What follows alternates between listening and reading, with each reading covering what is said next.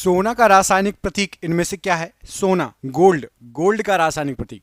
तो गोल्ड का रासायनिक प्रतीक होता है आपका Au। और हम बोलते हैं Au। ऑप्शन नंबर ए, ये गोल्ड का रासायनिक प्रतीक होता है। 18 कैरेट सोने में सोने का प्रतिशत बताइए। तो 18 कैरेट सोना 75% सोना रहता है, 75% केवल सोना रहता है 18 कैरेट सोने में। 24 कैरेट होता है 100% शुद्ध सोना। परमाणु भार का अंतर्राष्ट्रीय मात्रक क्या है? तो परमाणु भार का अंतर्राष्ट्रीय मात्रक है आपका कार्बन 12, C12, कार्बन 12 या C12, ऑप्शन नंबर डी। ये परमाणु भार का अंतर्राष्ट्रीय मात्रक है। कोहासा क्या होता है? कोहासा, कोहरा या कोहासा, कोहासा या कोहरा ये आपका विषमांगी मिश्रण होता है। ऑप्शन नंबर बी, विषमांगी मिश्रण होता है कोहासा या कोहरा। किसी परमाणु के गुण निर्भर करते हैं किस पर? तो किसी भी परमाणु के गुण इलेक्ट्रॉनिक संरचना पर निर्भर करते हैं। ऑप्शन नंबर डी, इलेक्ट्रॉनिक संरचना पर निर्भर करते हैं। कैथोड किरणें बनी होती हैं किससे? तो कैथोड किरणें इलेक्ट्रॉन से बनी होती हैं। ऑप्शन नंबर ए, इलेक्ट्रॉन से बनी होती हैं कैथोड किरणें। अनिश्चितता के सिद्धांत का प्रतिपादन किसके द्वारा किया गया? तो अनिश्चितता का सिद्धांत हाइजेनबर्ग के द्वारा प्रतिपादित किया गया। ऑप्शन नंबर बी, हाइजेनबर्ग ने अनिश्चितता का सिद्धांत प्रतिपादित किया।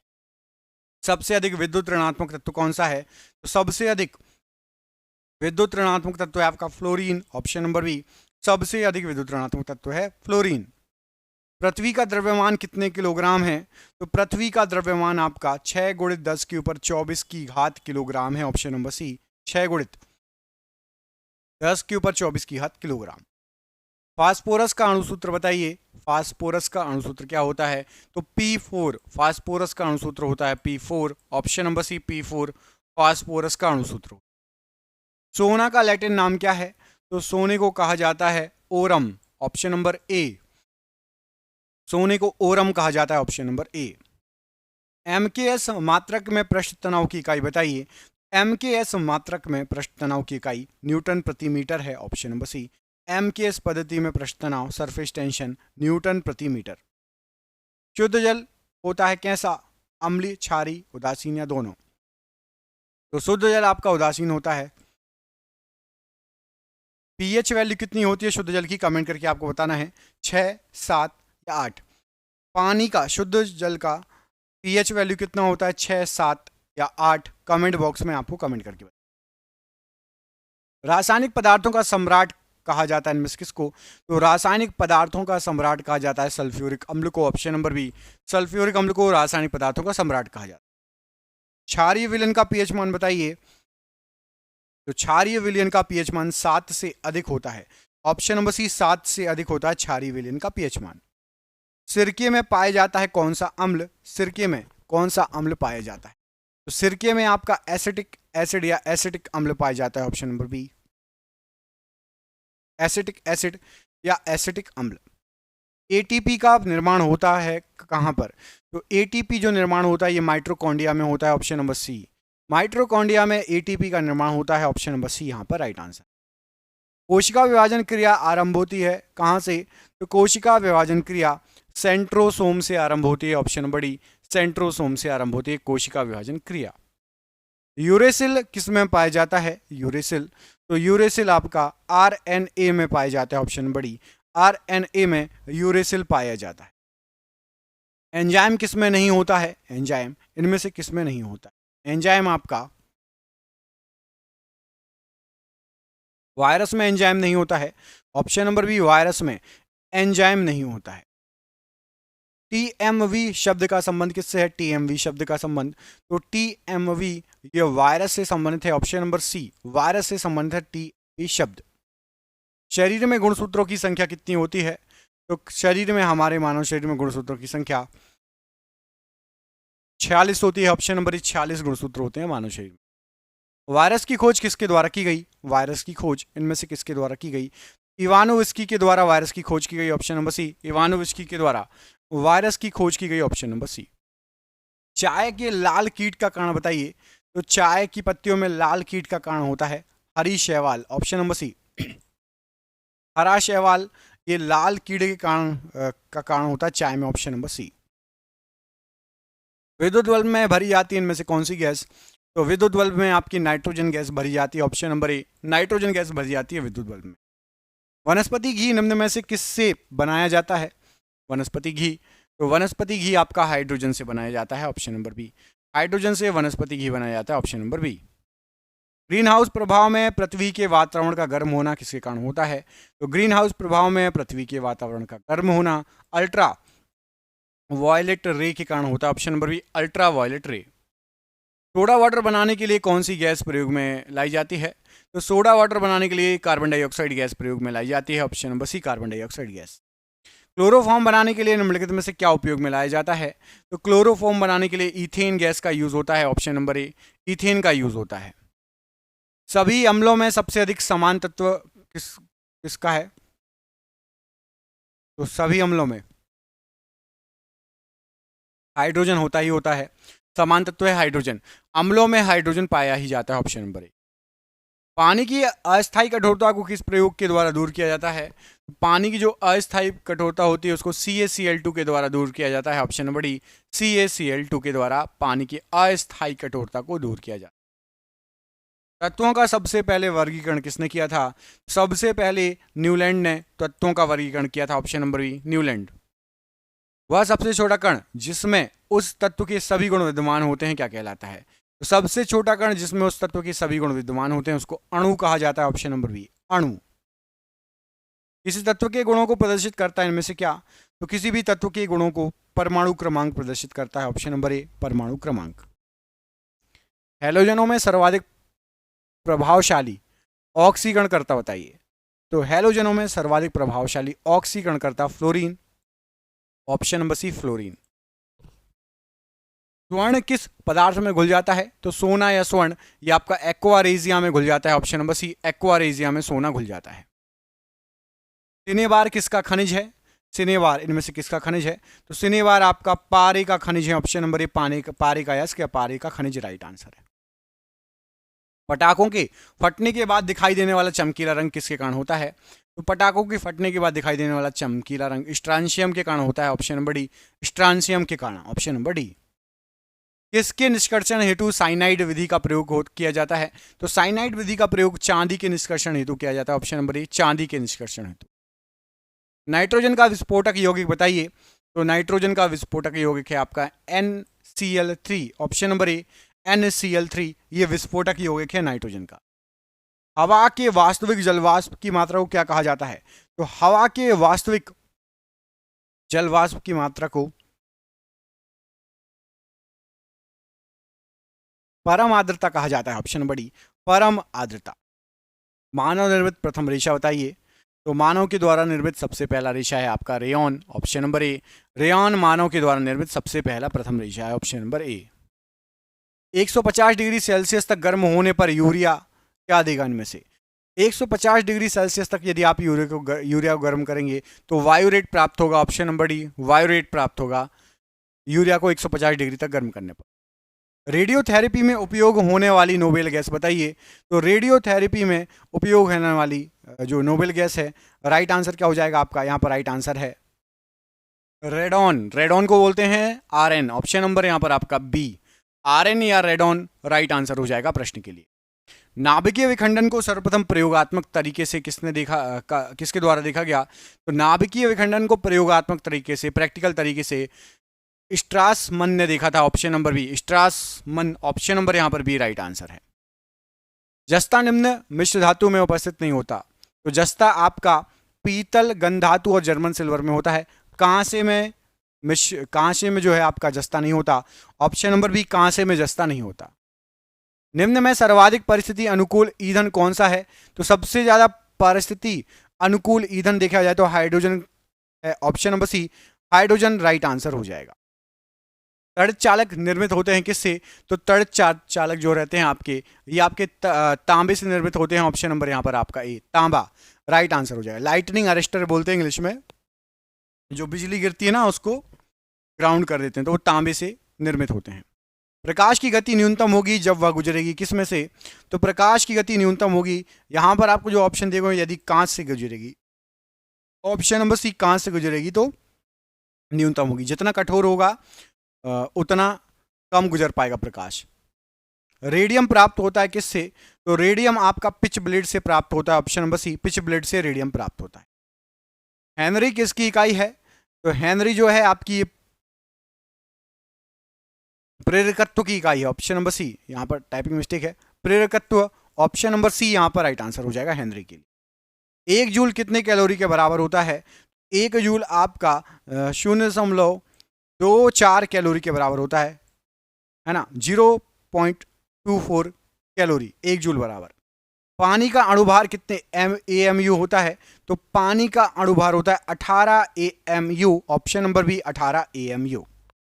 MKS पद्धति में बल की इकाई क्या है?